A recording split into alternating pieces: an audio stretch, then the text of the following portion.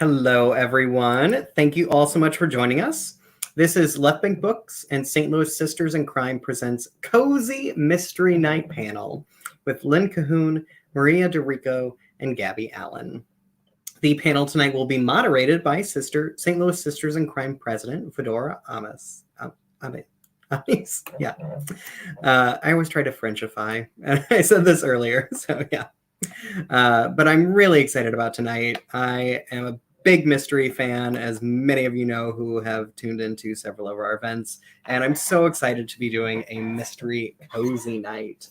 So you can order copies of Two Wicked Desserts, Long Island Iced Tina, and Much Ado About Nauticaling from Left Bank Books to support authors and independent bookstores. Left Bank Books is St. Louis's oldest independent bookstore. We would like to thank all of our supporters, the supporters of Lynn, Maria, or Ellen, if you will, Gabby and Fedora, and the St. Louis Sisters in Crime, and everyone for their outpouring of love for our bookstore. We offer curbside pickup and delivery to anywhere in the country, anywhere in the world. We have reopened our doors to the public, so hopefully it stays that way, and we are very happy to be able to bring our event series virtual. We believe that events are a way to expand your mind and bring in new thoughts to make the world a better place, but also just to have some fun. We hope that you enjoy this event, and we hope that you support Left Bank Books by purchasing a signed copy for you or for your friends at left-bank.com. Purchasing a signed copy of the book from Left Bank Books allows us to keep our bookstore and staff operating, and it allows us to keep this event series going. So thank you for your support. I will add that we got fantastic book plates from Maria for these books. Gabby sent book plates as well. And, well, Maria also sent beautiful, fantastic recipe cards and bookmarks. Gabby, special. So we are going to give away, if you order from Left Bank Books, we have these beautiful little door hangers and one coaster. There we go. That's the word I'm looking for. So if you order from us, you might get lucky and get one of these in your package as well. And for Lynn, since Lynn is local, we are offering signed and personalized copies. So Lynn is going to come by on Thursday and we'll be signing and personalizing, so a live copy of the book. So you can ask to have the book signed to you, to your mom, to your best friend, to whoever you would like. And Lynn will be happy to do that. I am Shane Mullen. I'm the events coordinator for Left Bank Books. I help produce our hundreds of author events each year with a fantastic team here in St. Louis. We will be taking questions from you, the audience, at the end of the event, so you can type your questions as a comment. You can do that at any point in time throughout the event. And be sure to follow Left Bank Books on Facebook and YouTube to be notified about all of our fantastic virtual events. We have a ton of events lined up for August and September for readers of all ages and all variety. Tonight, you are joining us with Left Bank Books and St. Louis Sisters in Crime as we celebrate the release of St. Louis area mystery author Lynn Cahoon's new release, Two Wicked Desserts. Also tonight, we are joined by Ellen Byron, writing as Maria DiRico, and Gabby Allan, also celebrating the release of her new book. So we have two book birthdays today. We will be celebrating the lighter side of mystery with these fantastic authors. The panel will be moderated by St. Louis Sisters in Crime President Fedora AMIS. And now about tonight's speakers. I will hold up each book as we talk. Lynn Cahoon is the New York Times and USA Today best-selling author of The Kitchen Witch Mysteries, the Kat Latimer Mystery Series, the Tourist Trap Mysteries, and the Farm to Fork series. Originally from Idaho, she grew up living the small-town life she now loves to feature in her novels. A member of Sisters in Crime, Mystery Writers of America, and International Thriller Writers, she lives with her husband and two fur babies in a small historic town on the banks of the Mississippi River. You can visit her at lynncahoon.com. Maria DiRico is the pseudonym for Ellen Byron, author of the award-winning USA Today best-selling Cajun Country Mysteries. Born in Queens, New York, she is first-generation Italian-American on her mother's side, and the granddaughter of a low-level Jewish mobster on her father's side. She grew up visiting the Astoria Manor and Grand Bay Marina catering halls, which were run by her Italian mother's family in Queens and have become the inspiration for her catering hall mystery series. Dirigo has been a writer-producer for hit television series like Wings and Just Shoot Me, and her first play, Graceland, appears in the Best Short Plays collection. She's a freelance journalist with over 200 articles published in national magazines and previously worked as a cater waiter for Martha Stewart, a credit she never tires of sharing. A native New Yorker who attended Tulane University, Ellen lives in Los Angeles with her husband, daughter, and 2 rescue dogs. She can be found online at ellenbyron.com and chicksonthecase.com. And Gabby Allan. Gabby Allan is a California girl who now lives with her husband, daughter, and 2 insane dogs in central Pennsylvania. A member of Sisters in Crime, she's previously published romances and cozy mysteries under another pen name. And Fedora AMIS won the Mayhaven Fiction Prize for her Victorian whodunit Jack the Ripper in St. Louis. 5-star Cengage published her next 2 Jimmy McBustle mysteries, Mayhem at Buffalo Bill's Wild West and Have Your Ticket Punched by Frank James. She has one son, Skimmer, who partners Fedora in writing science fiction, fantasy, and magical realism. I am so excited for tonight. And now, if you would please help me in warmly welcoming a loud round of applause for our guests. We have Lynn Cahoon, Gabby Allan, Maria DiRico, and our moderator, Fedora AMIS. Hello, everyone. Hello. Hello. Hi. We have a fantastic crowd here. A lot of people that I'm certain are really excited to hear about these just wonderful, cozy mysteries. So I'm so excited. Yay. Yay. All right. I will see you in a few. Hi, Shane. Thank you. Well, by the way, it sounds pedestrian and boring, but I think we have to start with a little definition, and this is mine, so you can blame me for whatever is in here. Cozy mysteries. Quick read mystery novel in a limited setting which contains quirky, likable characters who don't use bad language. Sex and violence are offstage, and the twists and turns of sleuthing lead to a satisfying conclusion. If you want to quibble with that, hey, come along anytime. Well, these 3 ladies that you are looking at are the creme de la creme of cozy mysteries. They have 110 published mysteries to their credit, probably more. I expect another 3 came out today. I wouldn't be surprised at all because they have fabulous output. What they don't know about cozies would fit in a thimble. Well, what I hope to do is go a little beyond the basic definition and find out why cozies have such great appeal for readers and writers. Let's start with Lynn and food. and food. Lynn and food. Oh, yes. Lynn has dozens of books that feature food. I swear I gained 10 pounds just turning the pages of One Potato, Two Potato Dead. Maria also has a catering series, and Gabby's book that I read recently was filled with snickerdoodle cookies, so I'm sure she's all about food too and recipes. So, Lynn, tell us why you write cozy mysteries and what is the role of all this food in them? Okay, so one, I like food. When I was going through breast cancer, 10, 13 years ago now, when I first hit St. Louis, one of the books I could read during my treatment were cozy mysteries. And I didn't realize what they were until a nurse turned me on to them and introduced me to Susan McBride, who's another St. Louis area writer. And so when I was reading the cozy, it was something that I could read and enjoy and travel with them and solve the mystery without getting into the details of the death. And it was more like having a family around me. So that's why when I started writing, I decided that that's what I wanted to write, was cozy mysteries. It's something that allows me to build the family I want and the community I want and the world I want. So like with the Kitchen Witch mysteries, Gran always spells for peace. So she, that's what she does on Saturday night. She spells for peace for the world, and it's something nice. But with the food, when my mom was a huge cook, and she was a lovely cook and really good. And so when I think of love and when I think of bringing people together, I think of food, especially mashed potatoes. Makes As sense. you do. As you do. As you do. Right. And that is comfort food, and cozies are comforting. That's why they're cozy, right? Yes. Very much so.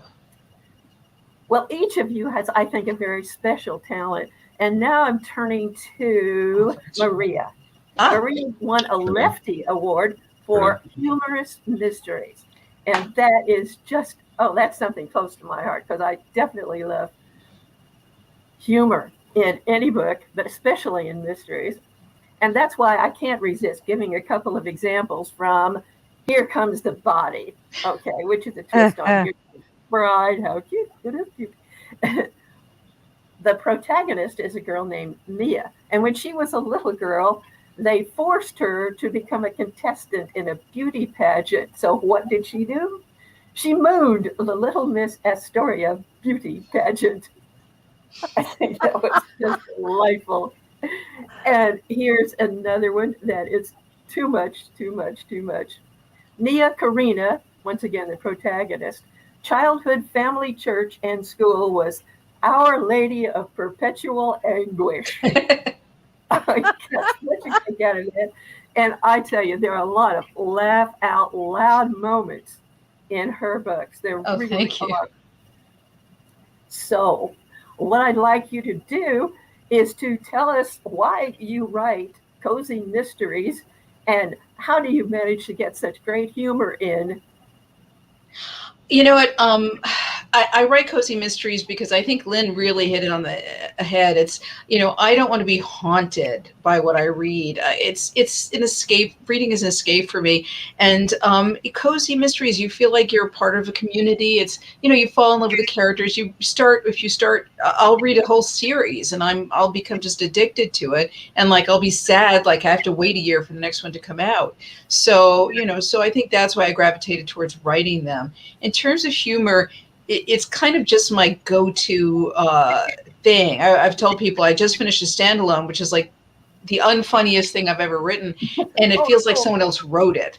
I'm just not used to it. I mean, I think it's and I talk about how humor is a survival mechanism, and I grew up in a wonderful family, but there was a lot of chaos when I was growing up, and I think that humor was a way of just dealing and surviving with it. And it's funny because my family, there's a lot of humor in my family, and sometimes they don't even know it.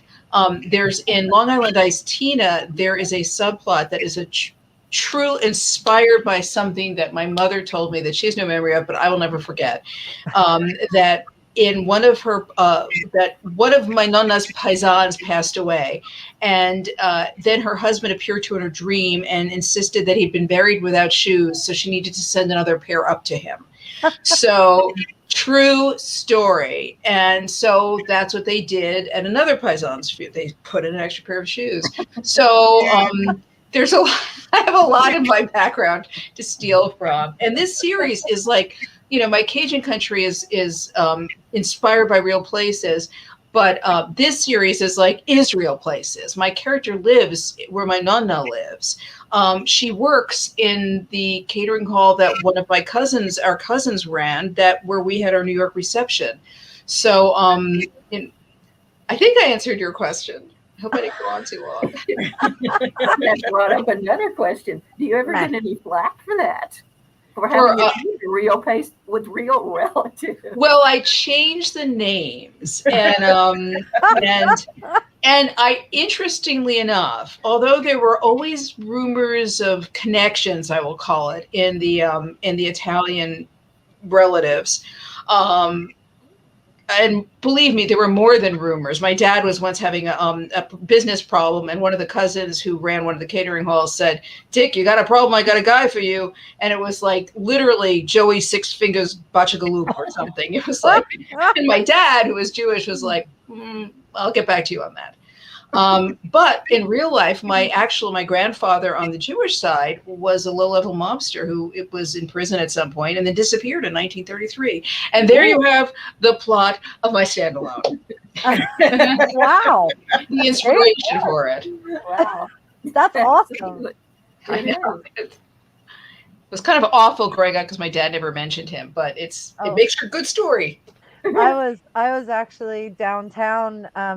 My other name that I write under, I write a series that's set in my little town in Pennsylvania, and I was downtown at the pizza shop, and there's rumors that there were mob things going on, and that at one time they housed a Gambino in town across the street.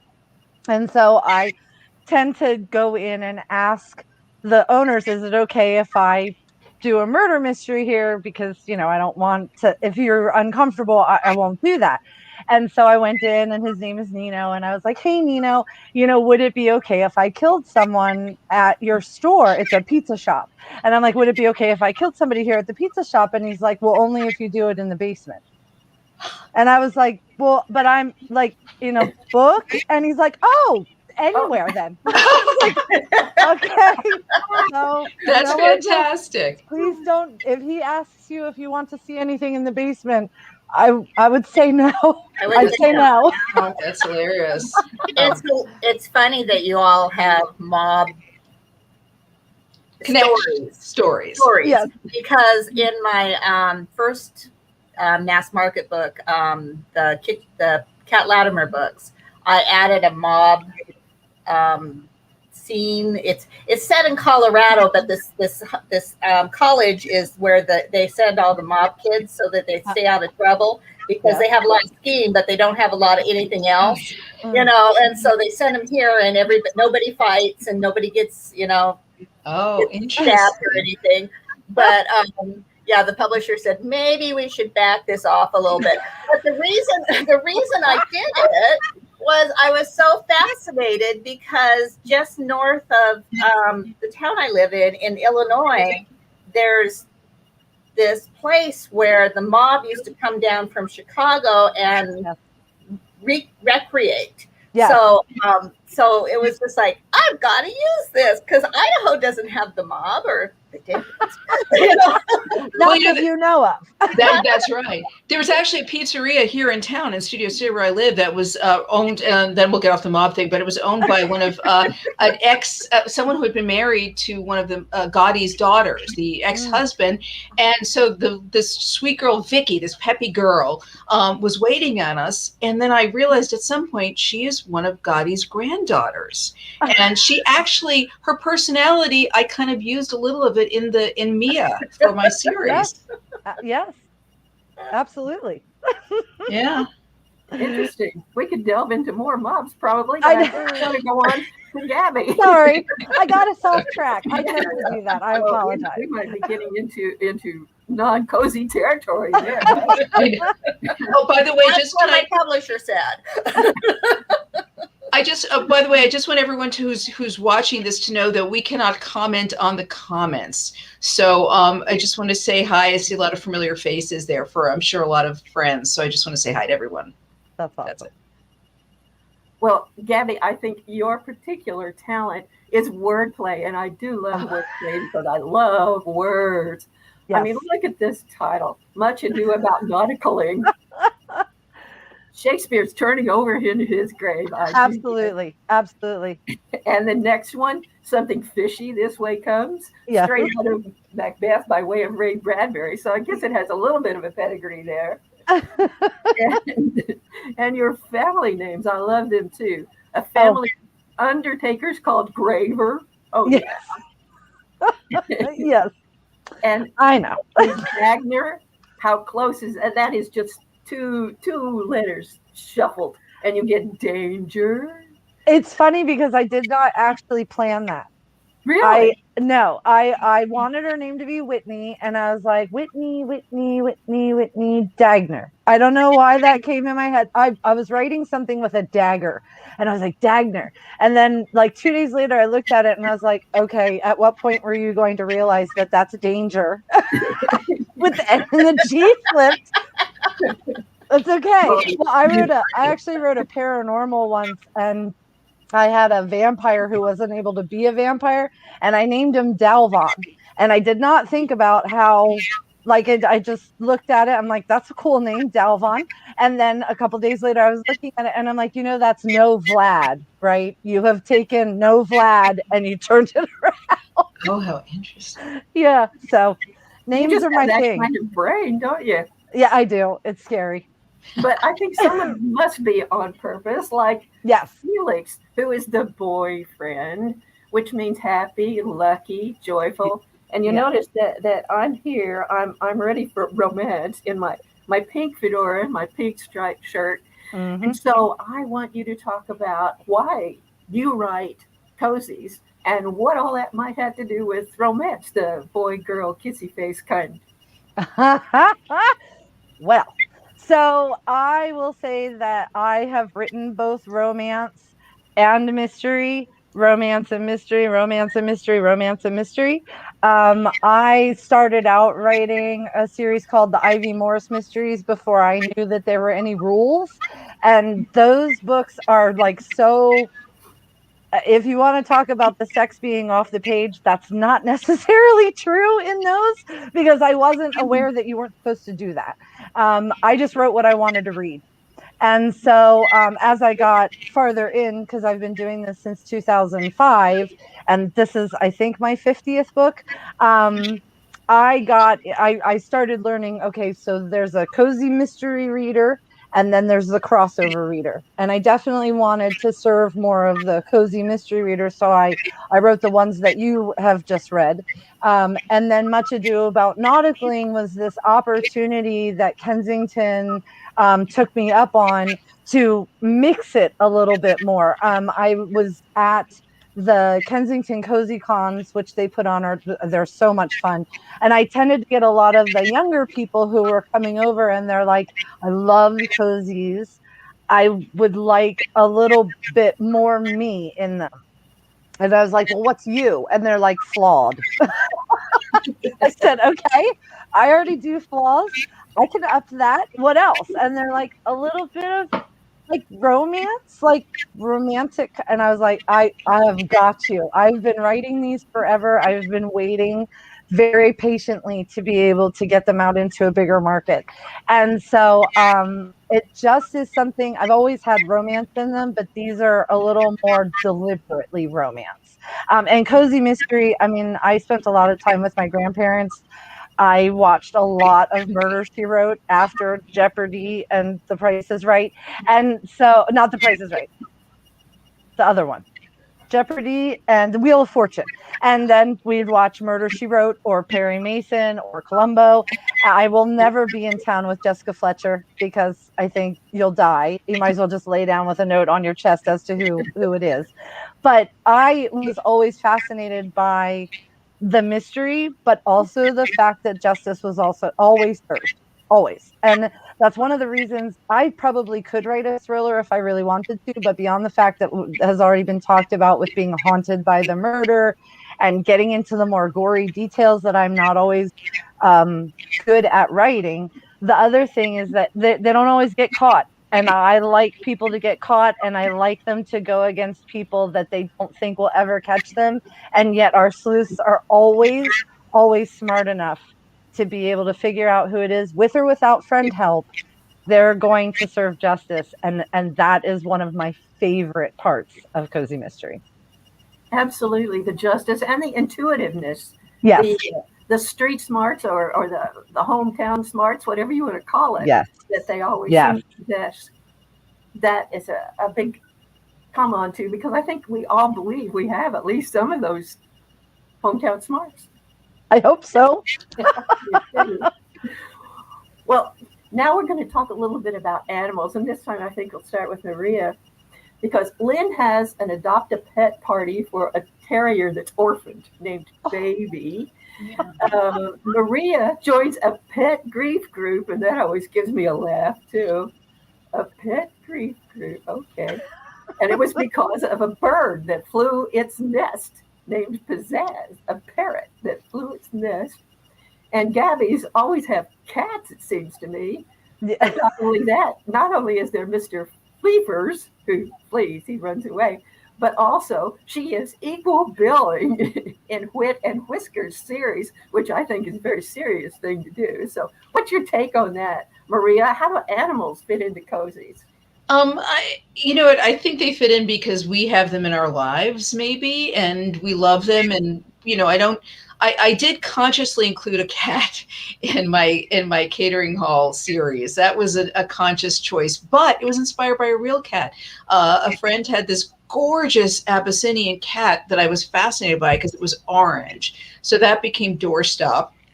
And then Hero was my nonna's cat, a dog who she wasn't into having dogs. It was my uncle, and they all lived upstairs. And my uncle was a garbage man, and he would find these dogs and bring them home. And one day, someone broke into her house, and the dog chased him off. So then my nonna probably shortened his life by feeding him homemade lasagna for the rest of it, literally. And then Pizzazz is the name of my friend's parakeet around the corner, who just recently passed away. So, and we've had rescue animals. I told my husband when we got married, it was either dogs or Prozac. And it was Prozac when we lived in an apartment, and then we moved to a house, and it's been dogs ever since. Absolutely. Do you love pets too, Gabby? I do. So Whiskers is based off of a cat that I had when I was 13, and his name was Mistletoe, and he loved to taunt me. So he would get up onto my windowsill and knock. I don't know if you remember the dreamsicles. There were these little white angel plaster things with like dried flowers as their halos. And it was his favorite game to knock one off and look at me like, you can do something about that? And as I started coming over to him, another one went, and another one went, and another one went. And so I just thought, I love cats, but my daughter is allergic to them. So we have dogs. I have Bichon Maltese and a Bichon Maltese Cocker Spaniel because they're considered hypoallergenic because they don't have pet dander and they don't shed. And so I really enjoy writing cats because I can't have them anymore. So I can make the cat that I wish I had in the book. And I really love Whiskers in this one. Mr. Fleefers is more he's more standoffish.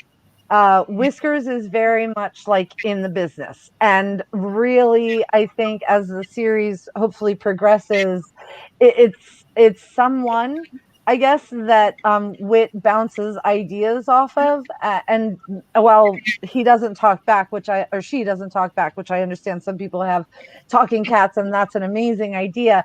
I like that Whiskers is somebody that Wit kind of filters her conversation through so that the reader gets it without Wit just like standing on a corner talking to herself, which could happen too. I'm not going to say that that'll never happen, but I really like that she has somebody to like share with that doesn't necessarily talk back.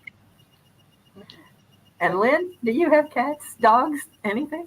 I am bilingual, yes. I have cats and dogs. I have a cat and dogs. The one cat is enough. We had Homs for a long time, 20 years, and they both died within a month of each other in 19, and we're still grieving them.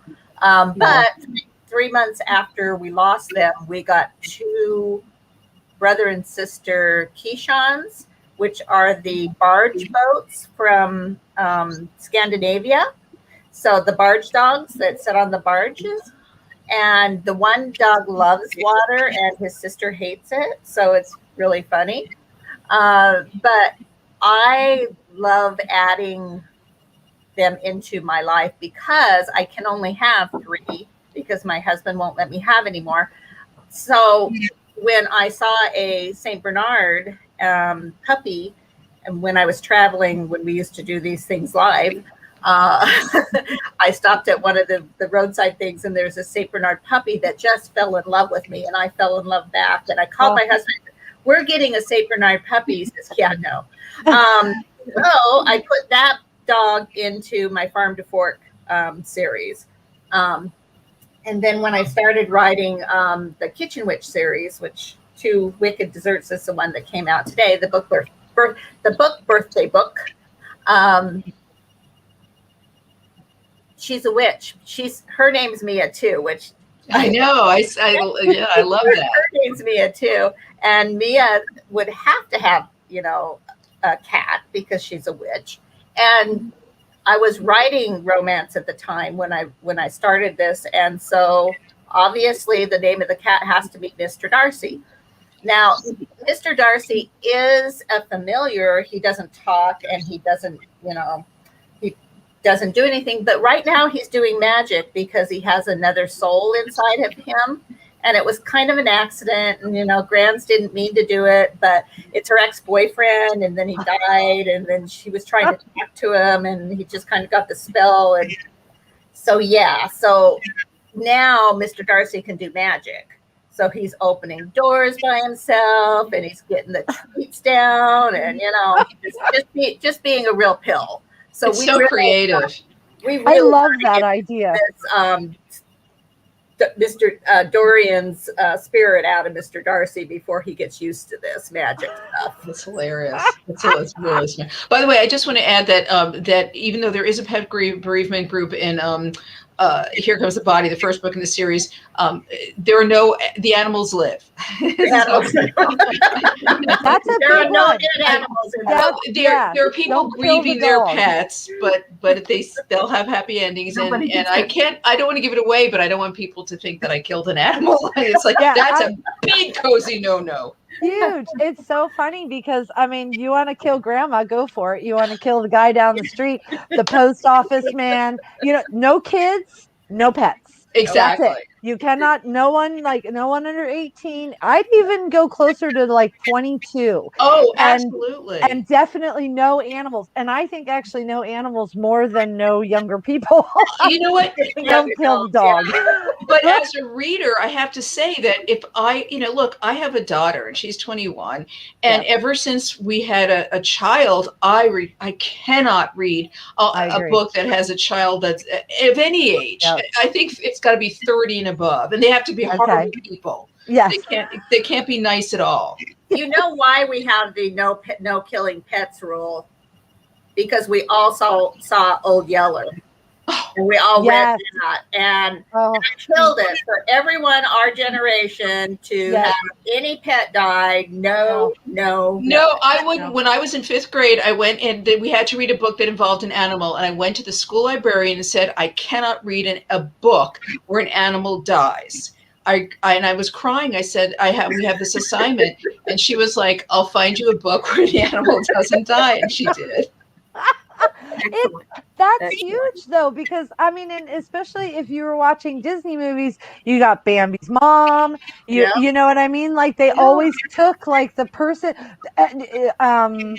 Dumbo, when his mom gets put into the, oh my gosh, when she has her trunk out and is rocking him and singing Baby Mine, I'd never survive that scene. I have a 20-year-old. And I used to sing that song to her to go to sleep, and I would like cry every night because I'm like, that was so sad. It worked out okay. Disney understood Save the Cat. Oh, That's yes. all there is to it. Absolutely.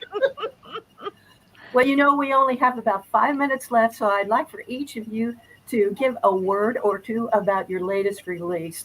Let's start with Gabby. So, Much Ado About Nauticaling, set on Catalina Island, off the coast of California. Whit has decided that working at the railroad yard in Long Beach is no longer quite what she wants, so she goes across to Catalina Island and starts working with her brother at Nautically Yours, which both has a glass bottom boat business as well as a gift shop, and they also have a submersible. And so she thinks everything's going fine. She's living the island life, driving a golf cart, because that's what you do on Catalina Island. And then there's a dead body that floats underneath the boat. And sure enough, there's her ex-boyfriend that she thought she left on the mainland coming on over in his diver suit. And so not only is she trying to figure out who done it because they think it was her brother, but she also has to try not to get back together with the guy that she thought she left behind. They're a lot of fun. I cannot wait. And everyone is really digging the grandparent. Goldie, who refuses to be called anything grandma related, and Pops, who makes treasure chests and buries them for children to find with burned maps. So I hope you'll give it a try. It's a great read. Thank you. I know. Lynn, your desserts one, which is already making me hungry. Yeah. Two Wicked Desserts is actually has two recipes at the end. It has a chocolate cheesecake and a blueberry something, I think, if I remember right.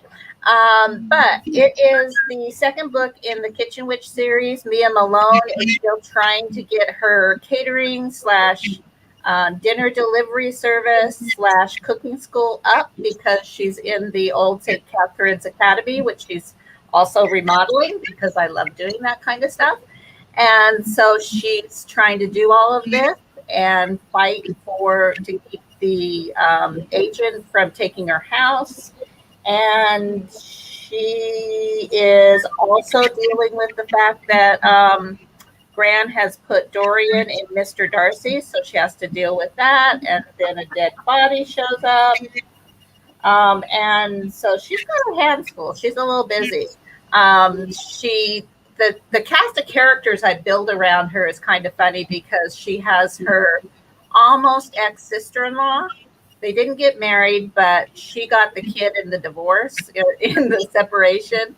So Christina's her sous chef. She's also going to school and to do culinary work. Gran's obviously lives somewhere else, but she's got a little dog that she brings over. And then, of course, you got a love interest because Trent runs the local Major's food store, and he's a witch as well. But we didn't think he was a witch at first. So, with Magic Springs, you never know who's in the coven and who's not. And the coven is a well-known, the best not kept secret in the whole area. So, a lot of fun, and I hope you enjoy it. For those of you who are out there and might like to ask a question, we're going to have a Q&A session with Shane, who's going to come back in just a few minutes. Oh, there he is already. But I still want to hear from Maria about your newest release.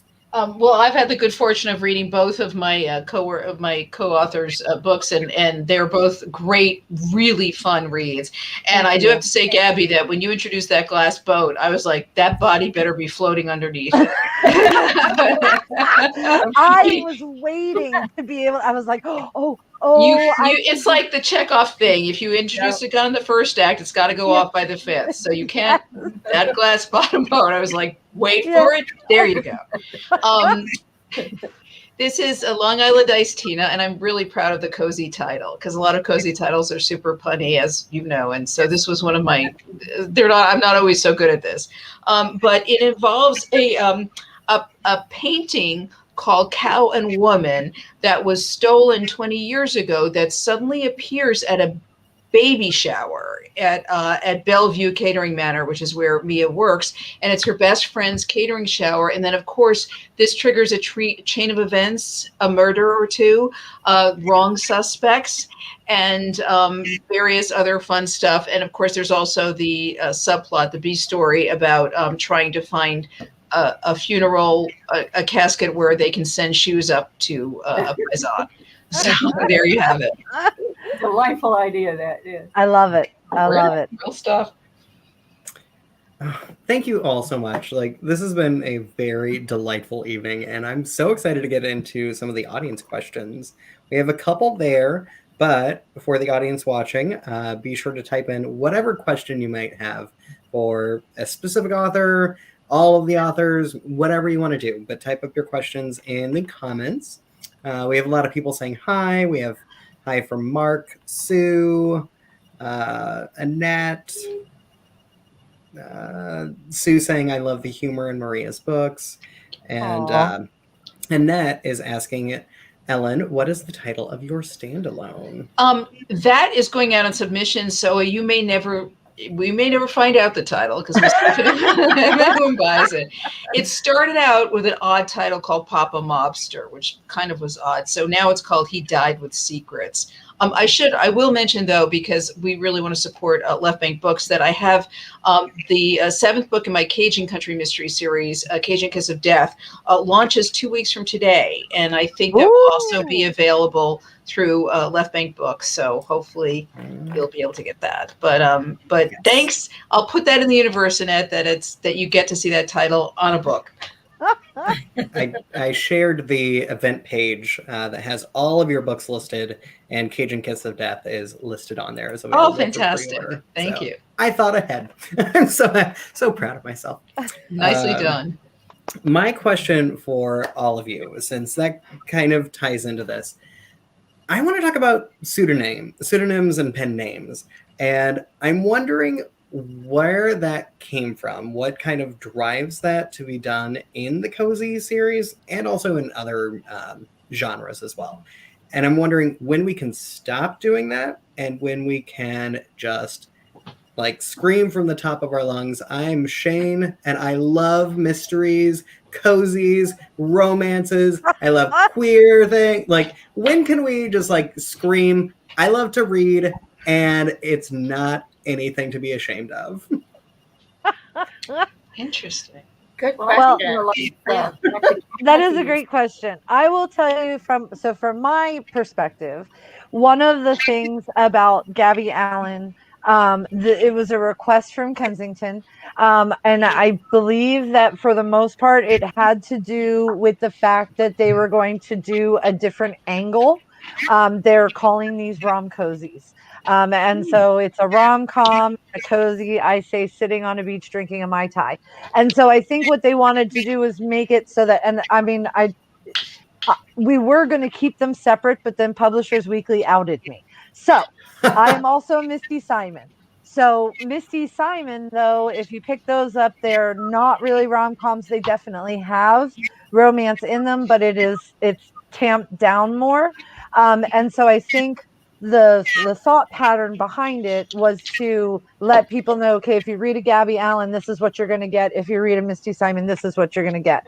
I also know from doing statistics and that kind of thing that when you're looking at lists and like different lists that people want to be on, it also makes a difference as far as knowing where to shelve you. So if as a Misty Simon, I have written romance a long ago. I wrote an erotica. Please don't try to look for that. I wrote just a little bit of everything. And so when I get shelved, sometimes they're not sure if they should put me in romance. Should they put me in cozy mystery? Am I a romance and a cozy mystery? Do you have a bookshelf that's a whatever miscellaneous kind of thing? And so changing my name allows to start a different algorithm to be just in mystery. So that's been my experience. Lynn, do you write under pseudonyms? I do. I actually, it was at the request of my publisher. I have all of my romances that I started writing and then stopped because I'm much better at killing people than making them fall in love. Yes. Yes. So those are all under Lynn Collins, who is actually also a famous movie star, which I didn't realize at the time. And so we get confused all the time because we both have dark hair, you know, and I'm walking down the street and they go, Lynn Collins. I said, yes. And they go, no. but that's the reason I have two names, is one is my romance name, is one is my mystery name. If I were to write a standalone or even a women's fiction, I'm not sure I would change it that much. I think you have to have my romances are pretty sweet, which my cozies are as well, and they have romance in them. But and I don't think I would ever write an erotica because I just don't think I think that way. Neither did I. But yeah. So, you know, I don't I think it's more about what your audience expects in your books. And I've even had people, because I went from farm to fork, which is, small town. It's got a little bit of spirituality, Christian stuff, people in it who go to church and do stuff. And then went to witches. I'm even having some issue with that with my my readers, but they're saying, we liked your books. We don't really read witches, but yours are funny. So it's like, good. So yeah, it's just the audience thing. I think there definitely is a line there, though, because there are a lot of people who they do not want the paranormal. I have had people who are like, I loved Cremains of the Day, but I'm not a fan of Magically Suspicious. And I'm like, it's the same. Like, I'm the same person. And they're like, yeah, but that one has magic in it, and I don't like that. And that's absolutely fine. And I think, a name change can help navigate what is what sometimes. Yeah, I'm using a pseudonym for the same reason that the Kensington asked me to, for their own reasons that I've never been clear on completely. But what actually is, Maria DiRico was my nonna's maiden name. So, so it was a way of honoring a woman who I adored and was, very close to, as close as I could get, considering she really never spoke English very well, and I never spoke Italian very well, but I really loved her very much. Even though to this day, the thing that impressed her most that I did was, there's a picture of me standing next to Martha Stewart in her book Entertaining, where I'm just like the waitress I was at that time for Martha. And that Nonna got. She didn't get my plays or my magazine articles, but she got, holding a tray of food. That made sense to her. So, my grandma has had every single book I ever wrote. She never opened a single one, but she bought every single one of them. And then I told her, if you're actually going to read it, I'm going to have to take a black marker and like mark out the places that you're not allowed to read. And she said, so that's just going to leave the chapter headings? Sure. That's great. Part of me is like, I wonder if it's because of something like Stephen King Misery, where like, oh, we have to write under these pseudonyms because we're so incredibly popular that people will stalk us. And people are stalking me. Yeah. I wish.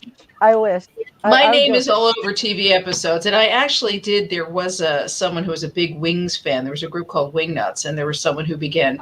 I was like, hey, I thought I'll write to him back. I'll write an email back, and we had to stop it. It got a little weird. I loved Wings, by the way. Oh, thank you. Absolutely. Hey, I see there's a question. Yeah. There is. From All Out Wildlife Control, can a writer call their book a cozy if it's not funny? Or perhaps a couple of humorous remarks here and there, but not as tongue-in-cheek as these books sound. So I'm wondering, like, what definitions of cozy each of you have? It definitely doesn't have to be funny. In fact, I've really, I in one of my Cajun Country Mysteries, when I was writing one of the first books, there was a lot of quipping when they found a body, and someone who wasn't a cozy reader and didn't really have a sense of humor read it and said, why are people laughing and making jokes? Someone died. And actually, it was a fabulous note. Because I do want to write to the real of a situation, and I would not want to give the impression that we're in any way, when you tongue in cheek, that we're like parroting the genre at all. I mean, we write the genre because we love it, and there are plenty of cozies, especially I would say historical cozies, that are not, may have glimmers of humor, but aren't funny. Right. You guys? Yeah, I think a cozy is more the softer side of mystery, so it's easier for people to get into. I'm almost thinking it's more of a heroine's journey versus the hero's journey, because it's all about the community. And so if you don't think that you're funny, one, you may be and you don't know it, but two, it isn't something that has to be there for a cozy. So yeah, definitely. And I'm gonna say I think mine a lot of times are far more irreverent than they are funny. So while you may laugh, and believe me, I am all about snorting tea out your nose if that's what you end up doing, and I will not apologize for that. I like characters who themselves see their flaws, own their flaws, and like make light of their flaws. So I don't know that I tend to have the body be something that we're laughing at, but definitely the things that they're going through in life. As was said earlier, in my family, we very rarely cry when something really bad happens. We all end up finding something to laugh about with it, something to alleviate the pain of it, because it's either that or rock in a corner sucking the thumb, and I don't look good that way. So I mean, as far as my cozy mysteries, yes, absolutely, there's a seriousness to the fact that someone is dead, but I do like a cast of characters that tease each other. I like a cast of characters that make mistakes, own those mistakes, and then, usually in a way that makes us kind of smack your forehead and laugh, like kind of like you do when you're embarrassed. You're You like, know, oh, oh, oh. I will say something else that when one of my first plays was being performed and people are laughing and then it turned very serious and someone started to cry, and to me it was like, oh my gosh, if I can make them laugh and then make them move them almost to, possibly even to tears in the same book, in a way not in a haunting, horrible, something horrible happened way. I mean, because like I said, that's not my thing. That to me is like the ultimate success, is a layered, level of writing that you can do. Mhm. Yeah. Absolutely. Absolutely. Jessica Fletcher was mentioned earlier, and I know that she's a huge, like, that character is a huge inspiration to a lot of mystery authors. Agatha Christie frequently comes up. One of my favorite kind of inspirations, and like my gateway drug into mystery, was the movie Clue. Yes! Yep. So I'm wondering what some of your other kind of younger inspirations were that have led you into this incredible genre. There was a book in second grade. I know it was second grade because I was in Pocatello in second grade, and it was the English book. It was blue and white, and it had this story about Mark being in the park, and it got dark. And I was so fascinated with this little vignette, and I tried to find that Macmillan storybook somewhere else, and I've never found it again. But I've always been fascinated with that little bit of, okay, here's reality, but there are things that people aren't telling you. And I think with the cozy, that's the whole thing, is you've got this little town in this little small town, and everybody's happy except for they're not. There's a dead body, and there's people that you have secrets that your heroine has to find out, or hero has to find out. And that's what started me. And then I started reading all the little chapter books that 1, 2, 3, 4, 5, and they all have a little mystery in them, and they're the same series, and they're the same people, and yeah. Well, for me, I started with typical Nancy Drew, but then Harriet the Spy, Encyclopedia Brown.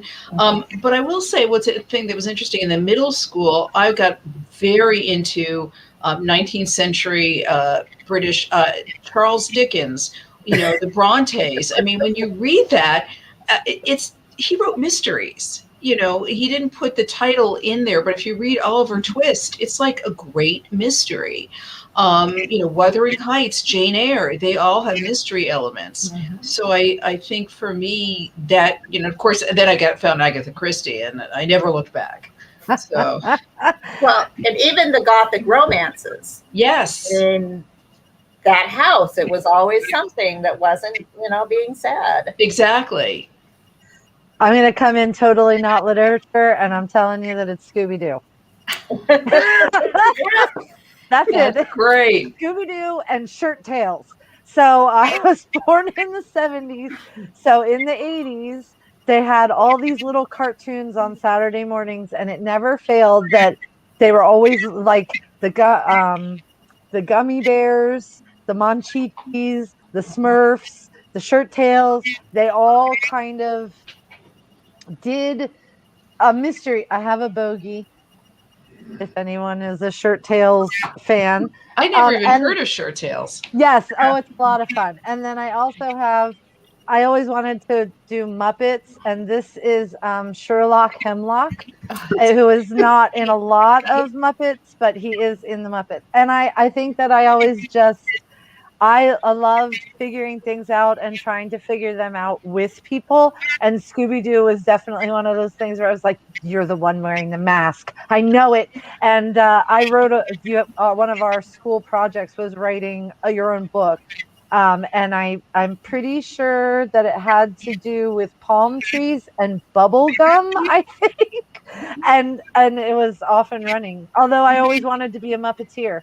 And so when that didn't work out, that's when I started writing mysteries because I was watching way too much Lifetime TV. So I actually know an author who used to be a Muppeteer. oh, Oh, how wow. cool. That is awesome. We'll talk later. Okay. But Fedora, we haven't heard from you in a little while. Yeah. What was your inspiration? My inspiration?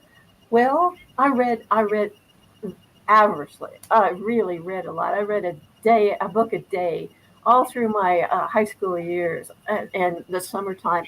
And so my inspirations were Somerset Maugham and every other highbrow you can think of. Not that I understood them, you understand, but I was determined to read them. I got a lot out of that, though not anything about writing cozy mysteries. Sorry. I was really excited when I started working in bookselling. They brought back the Boxcar Children, and I was like, this is Yes. Mm-hmm. Yeah. Yes. Mm-hmm. The Babysitters Club too. They often had a mystery, and in Sweet Valley High. Not every single one of them, but a lot of Sweet Valley High. And I always gravitated towards those kind of. My very first book that I remember reading is called The Maggie Bee, and it's a picture book, and even that has little flavors of mystery in it. And I just I used to make everybody go on searches. The treasure map in Much Ado About Nauticaling is real. So my grandfather used to make treasure maps for us, and then he would go bury. He had a boat, and so he would sail out to little islands, and he would bury it, and then he would give us this map that he had burned around the edges so that we thought we were finding pirate treasure. Oh, that's And he fantastic. he would scroll it down. And so that is, unfortunately, he passed away 16 years ago. And this was my opportunity to have him again. And so that's a big part of the mystery series is burying these treasure boxes, and then people have to go find them. So let me throw in my quick question, then we'll end on this comment because we really like it. So I read the kind of entirety of the mystery genre. I read from Cozies, I read series, I read standalones, histories, kind of everything. But sometimes it gets there are a few that I've had to put down because they get too violent for me. So I'm wondering if you are a similar reader and what your preferred is.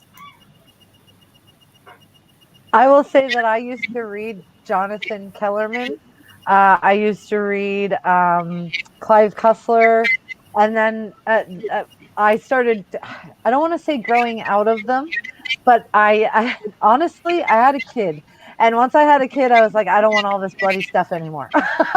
I don't mind watching Forensic Files. I don't mind watching court TV kind of stuff, but once you start getting into the really bloody stuff, I have to check out. My imagination is too vivid, and I end up with that stuck in my head.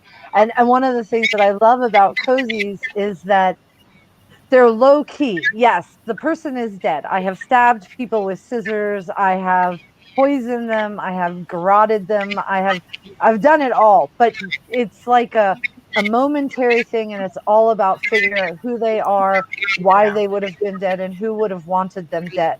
So I'm all about drama. I just don't want the visual, and I very often try not to make it about something that is a violent reason that they passed away. I'm sorry, it's my mother. That's she's like, are you Mom, talking can I about call those you dudes back? again? I'm in the middle of doing. Hi, Mom. Hi, Mom. I'm not on the toilet. I'm doing an online Zoom. I'll call you back in a minute. Bye. Are you on the toilet? And so this is why we write Only families. another.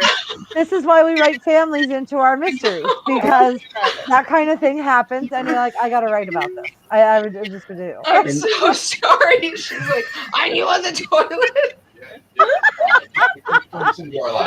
My husband said, just a quick glimpse into our lives. So I read all over. I mean, just totally all over. I love Barbara O'Neill's new books, so women's fiction, where she's doing travel women's fiction, which is kind of fun, and it's all got the whole family involved. The best book I read in the last 6 months, there's two of them. Una Out of Order, which is a time travel-ish type thing, which is amazing. Again, women's fiction, but time travel women's fiction, which is really great because I love time travel. I'm just a time travel freak. And then Jody Picoult's the Book of Two Ways, which it's almost time travel again, but it's, Egyptian mystery type stuff. I'm trying to think of what I'm reading right now. I read stupid stuff too. I read a lot of nonfiction, and then I get into I just finished The Last Thing He Told Me. So good. Laura Dave.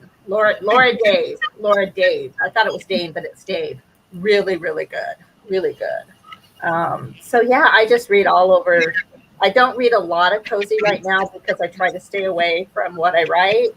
Yeah. But, and there's just so many good books out there that it's hard to not read something. So That's great. and I've been doing series reads.